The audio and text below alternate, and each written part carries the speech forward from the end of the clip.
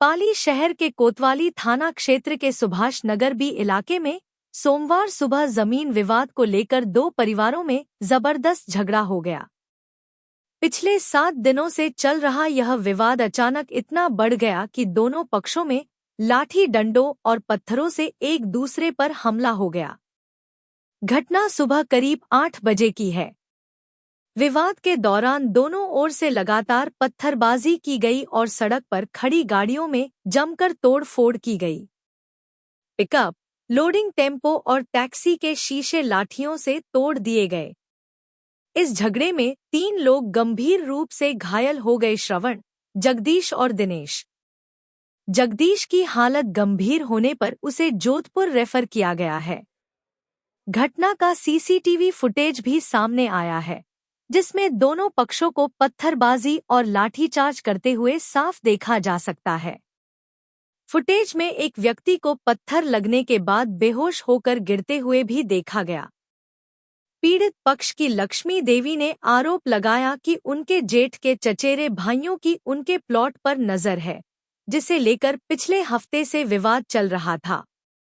उन्होंने पहले भी पुलिस को शिकायत व वीडियो सबूत सौंपे थे, लेकिन कार्रवाई नहीं हुई। फिलहाल पुलिस ने मामले की जांच शुरू कर दी है और दोनों पक्षों से पूछताछ की जा रही है। हमारे साथ रोज इन टाइप की घटना हो रही है। 5-7 रिपोर्ट दे चुकी हूँ। पुलिस वाला इन्होंने बिल्कुल राय कर दिया है। अटू गाड़ी बिटान ले जा रही है, आगे छोड़ दिया है और वापस हर घंटा हमारे साथ इन तरह का घटना कर दिया है। कूट बकायदा खुले हाम लेन घूम रही है। कूट, लाठी, तलवार और पत्थर हमारा आदमी ने मार दिया, हमारे जेठ ने मार दिया और मुझे भी बकायदा मेरे पास वीडियो है। और सर ना पुलिस भी कल आई थी, उन्होंने हाथ में कूटे देखी। मैंने कहा इनके हाथ से रब लेके आप रब कीजिए, तो उन्होंने नहीं लिए और इसलिए सबका सर काट दिया, किसी के टांग नसें काट दी पैरों के। अब बोले इनको अब घायल कर दिया, इनका काम खत्म कर दिया। मैंने इस घटना को लेकर मैं स्वयं भी थाने में गया था इनके पीड़ित परिवार के साथ में 3 दिन पहले, जब इन्होंने बकायदा लिखित में रिपोर्ट दी और लिखित में रिपोर्ट देने के बाद इनको दोनों पक्ष को बुलाया गया। दोनों पक्ष में से एक पक्ष को, जो पीड़ित पक्ष है, उनको तो 151 पाबंद कर दिया और दूसरे पक्ष को थाने से छोड़ दिया। इनको एसडीएम साहब समक्ष पेश कर इनको पाबंद करके छोड़ा गया। जस्ट दूसरे दिन उस समय मैंने सही साहब को कहा था, मैं सही साहब दोनों को पाबंद करो, एक पाबंद को करो, इनका तो खुद का राइट है।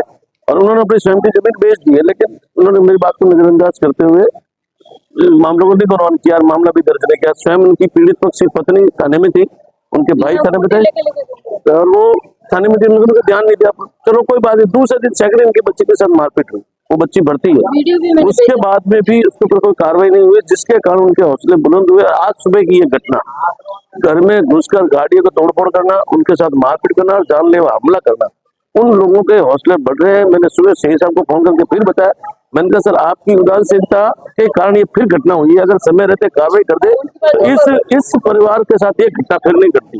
जबकि वीडियो में खास खुलेआम दर्शाया जा रहा है कि वो कूट लहरा रहे हैं, लकड़ियां लहरा रहे हैं, तोड़-फोड़ कर रहे हैं। इसमें से कोई मामला ही नहीं बनता कि उनको किसी तरह बख्शा जाए। पूर्व में भी इनके खिलाफ कई मामले दर्ज है। पुलिस इस मामले को लेकर उदासीन है और एक तरफा मतलब पीड़ित पक्ष से सुनवाई नहीं कर